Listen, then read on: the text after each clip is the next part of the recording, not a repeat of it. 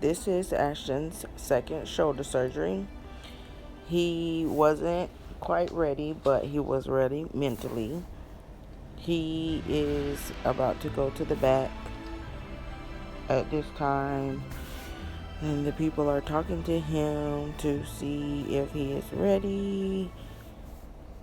And they already had given him the medicine and anesthesia, and he is about to be whisked off. This is our second time around. The first time he had a labrum tear in the front and the back. Throughout the football season, he found out that he had 25% bone loss. So this time he is going to do a bone graft with 2 screws.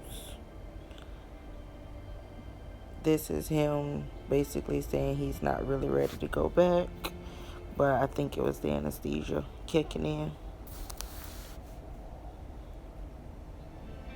And Ashton's only 16 years old, going through this twice.